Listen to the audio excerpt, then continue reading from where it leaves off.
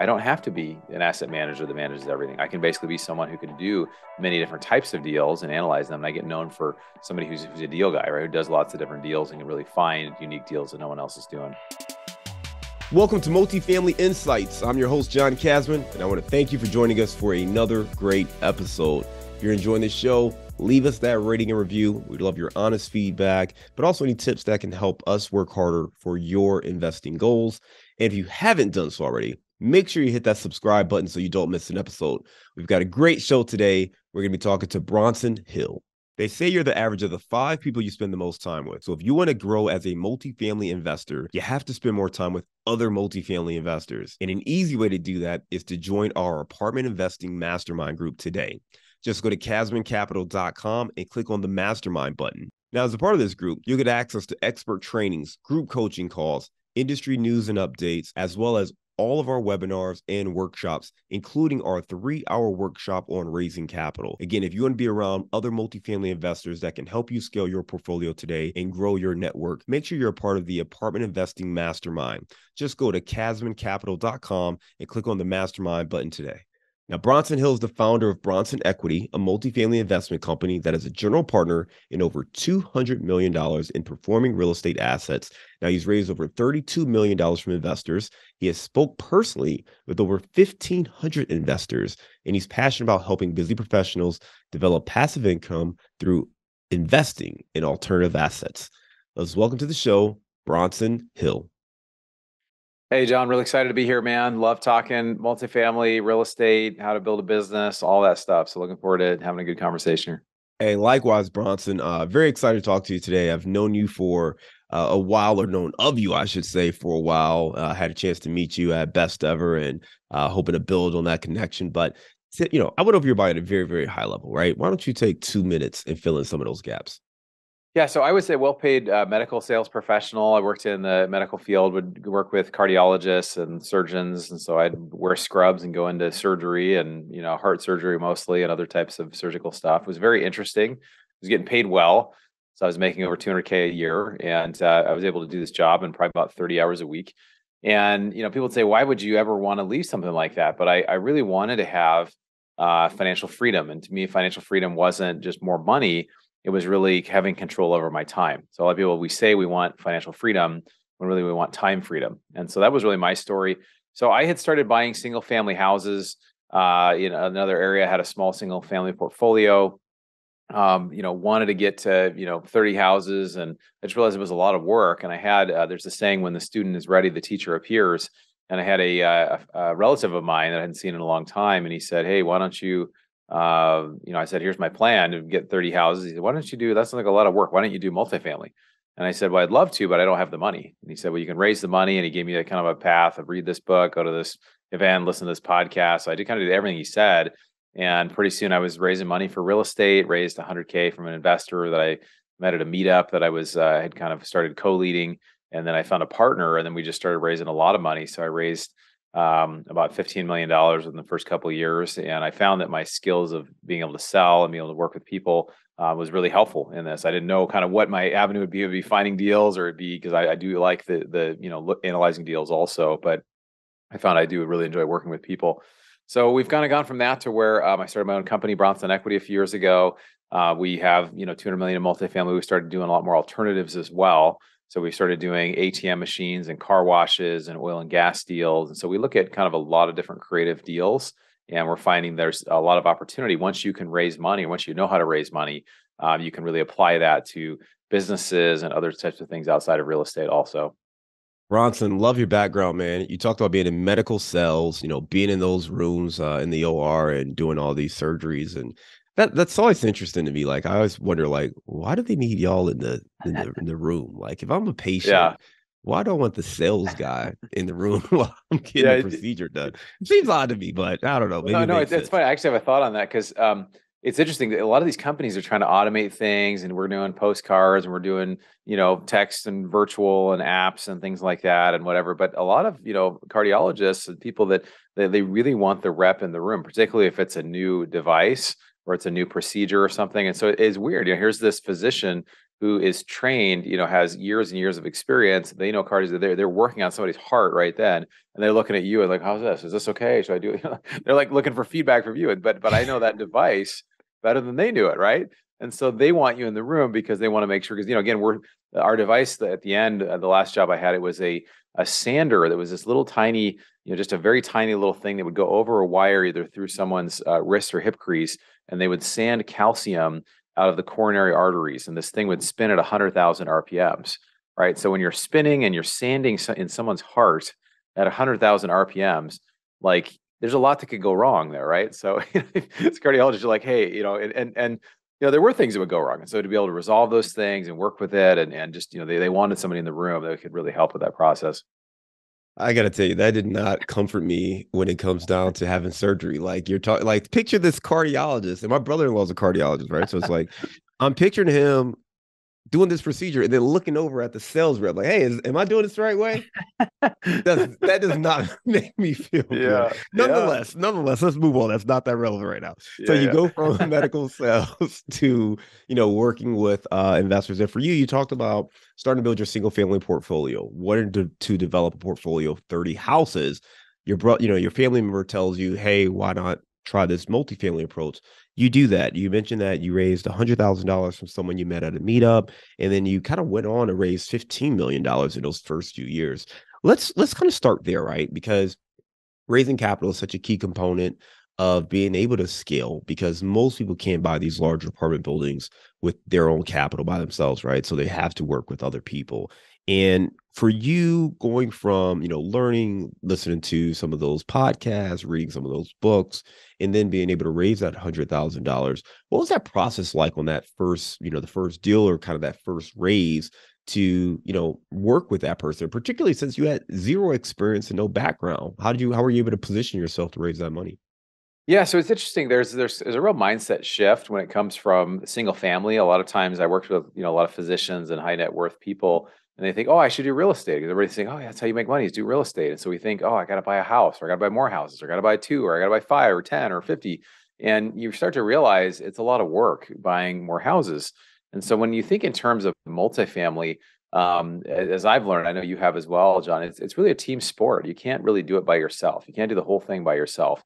And multifamily starts getting much more efficient, particularly when you start looking at more than 60 or 80 units or over 100 units, because you have multiple on-site people. You've typically got one or more full-time maintenance people. And you imagine that, let's say you've got 100 units and you've got, one or two full-time maintenance people. Well, 100 units is with 100 houses would be a lot more work than 100 units in one location, right? For an apartment. Because your houses, you have to drive all over town, get the part, look at what it is, go back to Home Depot, do all the running back and forth. Versus apartments, typically you'll have kind of just one type of appliance or one type of, a lot of different similar paint colors, things like that. And so, I started to learn that it wasn't just my experience that mattered. It wasn't what I had to bring to the table.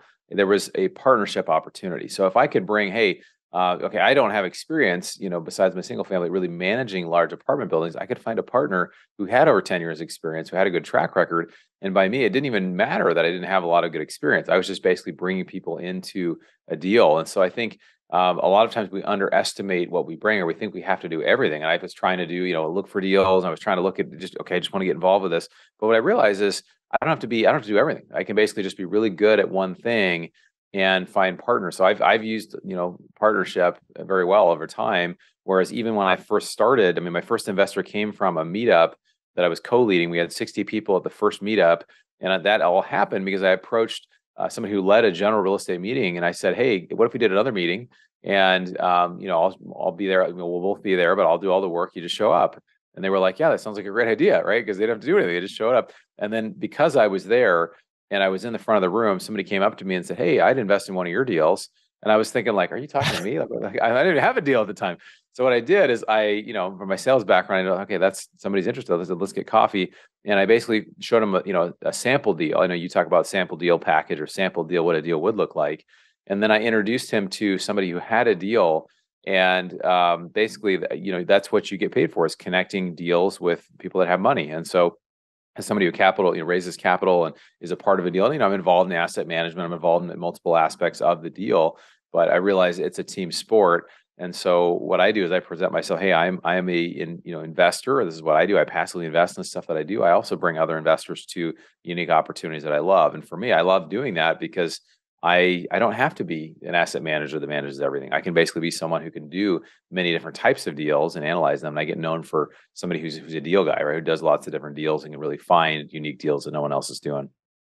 I love it, Bronson. You talked about one, just taking action. I mean, the first insight there is take action. Little steps can lead to big things. And you attended a general real estate meeting, and then you approach the person and say, hey, why don't we do another one of these? I'm willing to take on the work and help organize it.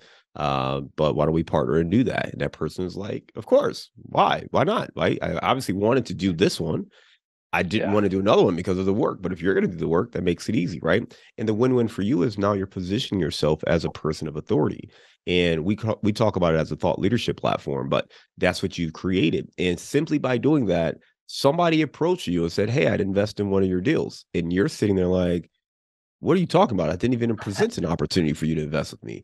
And from Yeah. there, you had, you basically had kind of a client or a customer before you really had a product. So that's when you went and talked about what would a deal look like and here's how it would be structured. And you educated them a little bit more. And you probably had to go Yeah. back and pull all this together, right? You didn't have this ready to go. So you had to pull it together. And from there, you're able to go out and raise more capital. And then your point about it being a team sport, we talk about it all the time on this show, but it's so important because you don't have to do it all by yourself. Once you recognize that, you can let those limiting beliefs go. You don't have to know everything there is to know about multifamily operations or even underwriting and analyzing deals or even raising capital. But if you know something and you can bring that to the table and you can find people who know the other aspects, that's when you can be a part of a team and grow. So, really great insights on how you were able to make this happen. You mentioned that you were trying to, I wrote down, find your path, right? Didn't know if you wanted to find deals, underwrite deals yourself, be the capital person. Talk to me about kind of your process in identifying and realizing where your strengths really lie. Yeah. So, in the beginning, I was just trying to learn as much as I could. So I was analyzing, analyze 50 deals or 100 deals. I just analyzed as many deals as I could. I was trying to look for a deal. I am a numbers guy also. I was always pretty good at math. But, looking back, it's like, well, okay, obviously maybe sales are, because raising money is sales related. But I think just, being willing to try different things and figure out where you fit. A lot of times, at least this is what I thought. I thought it was like, okay, I have this medical sales experience. It doesn't really apply to real estate. And I realized I've done a lot of different things. I was a youth pastor for 4 or 5 years around college time. I did, the medical sales. I did different things, and even in medical sales, I did different things. And so, you can bring everything you have. And so, if somebody has a business, or they're an accountant or an engineer, sometimes, being a numbers person can be great to help being somebody who finds deals and puts deals together. Somebody who has a sales or worked with people or likes the people side of it, that can be really great for helping people to grow. But one thing I realized, and this is something I watched people do, and this really came through partnerships, because again, I always try to, like, when I see somebody doing really well, I always think, well, if they did it, could I do it? Or what are they doing that's allowing them to have these kind of results, right? And so life is a great teacher. If we just pay attention, we can see, okay, why is, Michael Blanc or Rod Khleif or Ken McElroy, why are they doing these certain things? And so I learned something actually, and I'd love to, this is kind of a touch on it, but there's a difference between sales and marketing. Somebody asked me one time, say, hey, when you have a new deal, how many phone calls do you make to go hit up investors, whatever? And I said, really, I zero. I don't really make any calls to go, hey, invest in my deal, because that's not really a great, how you're positioned in the marketplace. You think about it, who's the best in a certain field. If you have money and you want to invest, someone will come to mind. If you have an issue, plumbing issues, a plumber might come to mind. If you've worked with someone, like, there's people that come to mind, and how those people get in your mind that way? It's through a positioning, right? They are positioned in a way like, hey, this person knows what they're doing. They're really competent in this. They've got a great reputation. If I have this issue, or this need, I should reach out to this person, right? So for me, like, we just try to set everything up that as we're doing content, just as you're doing this podcast, this show, putting content out there and trying to add as much value as I can. And I realize that as you do that, as you're adding value, adding value, adding value, you're building reputation, you're building trust, you're building, people are getting to spend time with you. It's really, instead of one-on-one, a call, it's one to many, and many people can listen or see that. But what happens is then when people say, oh, I've got some money or I want to invest, who should I invest with? Well, I should invest with John, or I should invest with Bronson, because they think, okay, this person is actually in the space and they're adding that. And so one of the weakest things you do is just to be a cold caller, just calls everybody, hey, invest, invest, invest. But if you're putting things out there just kind of for free and you're doing the thought leadership platform, it really allows you to really be a trusted name, because you're just doing it because you love it and you love people and you're giving. And then that's, I guess, a huge difference. What I've realized is just if I just continue to put stuff out there that's valuable, it's valuable enough. If I position myself in the market a certain way, then that type of person, that avatar I'm trying to reach, they will reach out when they are ready, right? So it's not hunting. Hunting in raising money is like pounding the phones or calling people or putting pressure on people. That nobody wants to be sold, right? But everybody wants to buy. So giving people the opportunity, really for me to be a farmer rather than a hunter. So I'm watering, I'm planting, I'm putting things out there. I'm on podcasts, I'm on shows, I'm putting books and ebooks and different things. That's a process of farming. You're just continually watering. And then, when you reach up and like what a farmer does, you go and you reach up on the fruit where the apple's on the tree and you give it a little tug. And if it comes off, then okay, it's ripe. If it doesn't come, you don't yank the whole thing and pull it down and cut it out. You wait until it's ready. And so it's kind of a cool process. Just whenever we have a deal, we can raise millions of dollars because investors are, their fruit is ripe at the right time. So that's kind of a long way to say just being positioned correctly, really being a farmer and allowing it to come to you. That's a little bit of my process. Bronson, I love everything you just said, right? And you're a former sales guy. I'm a former marketing guy. And what you talked about, sales versus marketing, I think it's critical. And I think it's helpful for anyone looking to get started raising capital, because the perception may be that you're sitting there with the list of names and you're going to just call everyone you've ever known and ask them to invest in your next deal. That is not what Bronson does, and that's not what I do, right?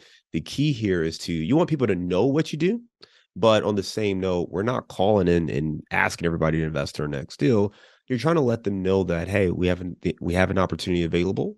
And when they're ready, they will raise their hand. And you want to make that easier. And sometimes you do need to make a phone call just to reach out to people.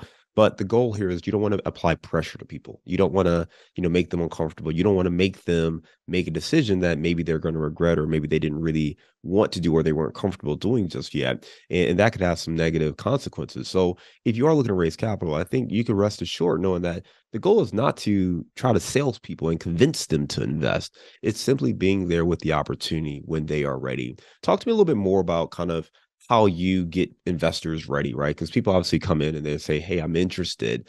But there's a big difference between being interested in investing and actually investing. So talk us through kind of the things you do to take people from maybe being interested to actually, writing that check or that first investment.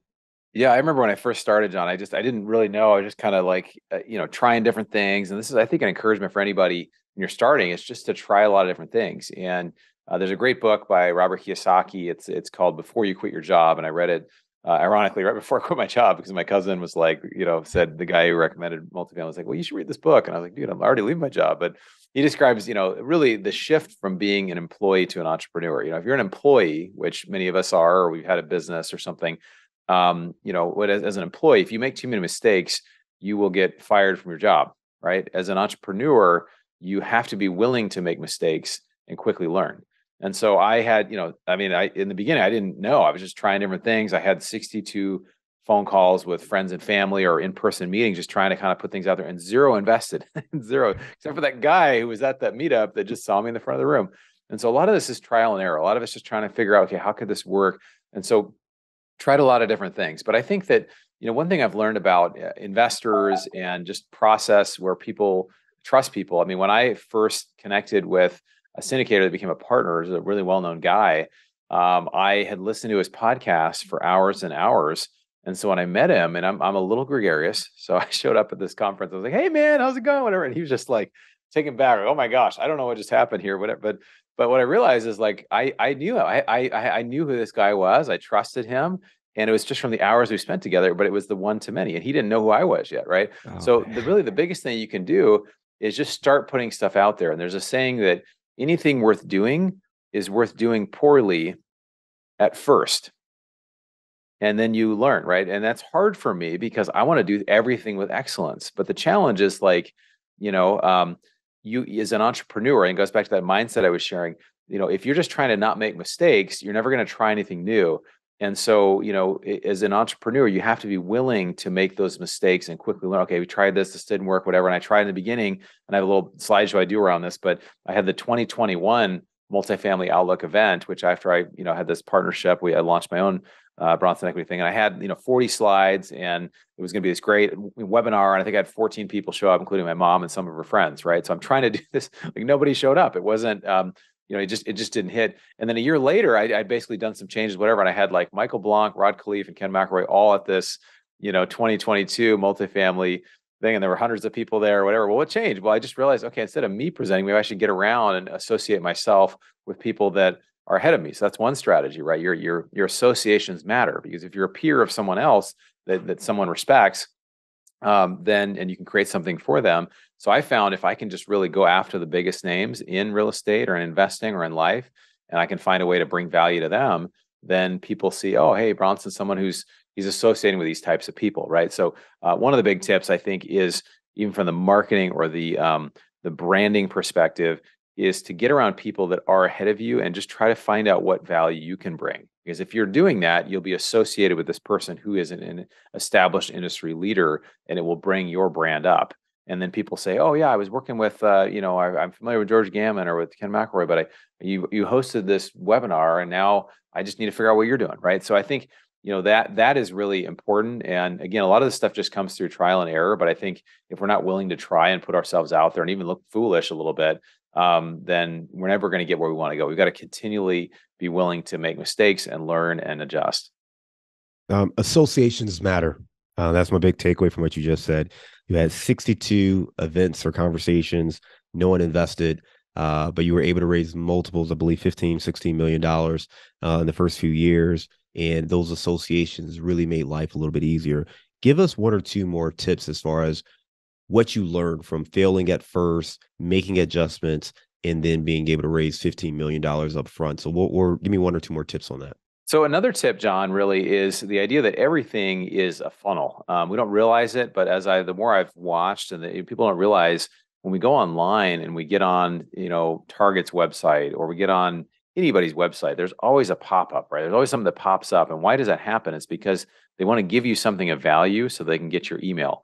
And so having that process, if anybody listening does not have some sort of giveaway, and it can't be like, it shouldn't be join my newsletter. It should be like something really compelling. Like mine is how to use inflation to your advantage, right? Something that, like, what's a topic, or here's 10 ways to pay zero taxes, or something really interesting. Like, oh, that sounds really compelling. You put the email in, and then there's basically from there, they've gotten something for free. They've exchanged their value, which is their email. And now you have a chance that this person, you have a chance to communicate with them. So what I do is I'll send out a few daily emails that are like, hey, welcome to Bronson Equity. This is what we do. We do education. We do deals like this. And I give examples of that. We put out weekly content. And then I say, join our investor club. And so constantly I'm saying, like in every email we do, join our investor club, join our club, find our deals, whatever. And so it's kind of pushing them further and further down so that hopefully they get familiar.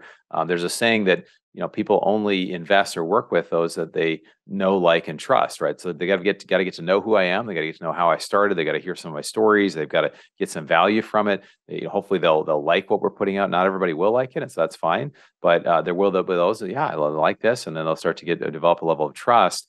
And then, somebody will schedule a call. And so I just continually have, every week, we do a weekly email that just kind of comes out as something, where's the cash flow in my multifamily deal? Or, what are the risks of interest rates right now? Or just things like that are relevant topics.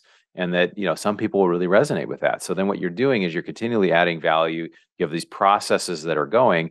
And again, it's just farming. You just continue to put stuff out there. And then when they're ready, they'll reach out and they'll have a call. So we've got a list now of about 6,000 people on our list. We email most of them each week. And then we've got about a little over maybe 1,000 or 1,200 people that have said, hey, I'm interested in being an investor, right? So they said, I'm interested, and some unsubscribe, and that's fine. But we've got different ways those leads come in, but it's always good to have a way to capture that. And so I think one of the biggest takeaways, and when I have to do some private coaching, but I always tell people, hey, do you have a lead magnet? Do you have something on your website where people go there? Because they're going there, they're going to see you. But unless you have some sort of way to capture that, you're never really able to And you'll notice is we'll download things or we'll get somewhere or we'll go to certain things and we'll start getting all these emails. I'm like, where did this come from? Well, it's because I downloaded whatever this thing is. So everybody's doing it. And it's just trying to figure out a way of, hey, how can I add value to the conversation and kind of work someone down a path so that over a 30-day period or a 2-week period, they can have a sense of, okay, I feel like I understand who this person is. I understand what they value. I understand where they're going and what they want to do and what they're asking me to do. Right. And what I'm asking them to do is, hey, join our club. You want to hear about great deals. And obviously they downloaded this thing or they came a part of our network for a reason. And so you're just kind of like, almost like you're holding their hand and you're kind of helping them along a path. Right. So that's what I'm trying to do.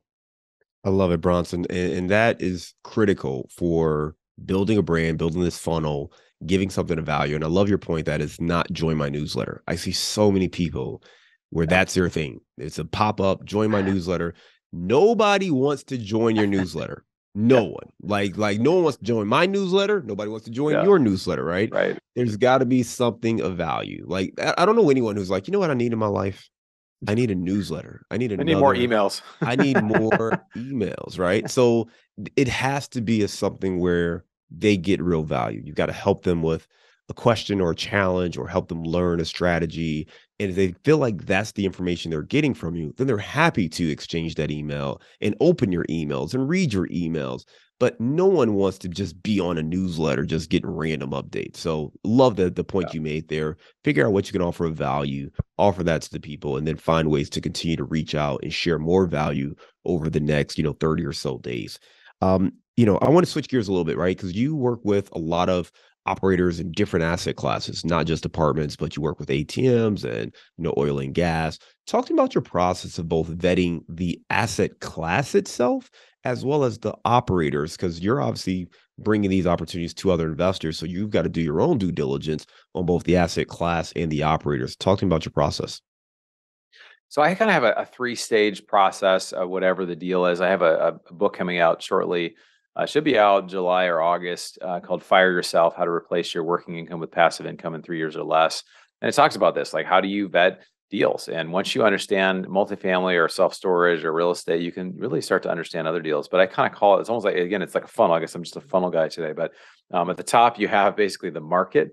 So for example, the market we do in multifamily, there's a lot, we have about 1,500 units in Jacksonville, Florida, right? So that's the market. Well, what I like about this market, is it a growing market? Well, yes, it's growing in population, job growth, income growth. It's landlord friendly. It's been this business friendly. What are the trends that are happening there? What are the other things that are in place?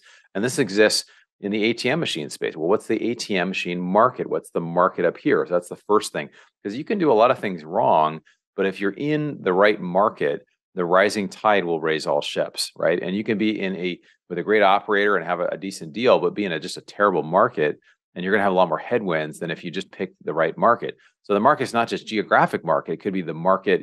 What is happening with oil and gas? What's happening with different things, and what does that actually look like, right? What are the things that affect? So try to look at the market. Then I go down to kind of a little further down and I do have this picture that's like in my book. It's like a funnel. So the second one is really the operator. So who is the team that you're working with? What's their background? What's their reputation? It's once in a while I hear about an investor reach out, hey, do you know these guys or whatever? And I'm like, I never heard of these people. I don't know, like it's just like a clickbait thing online or something. Like I always try to work with reputable people and I try to find those and I, just who has a good reputation.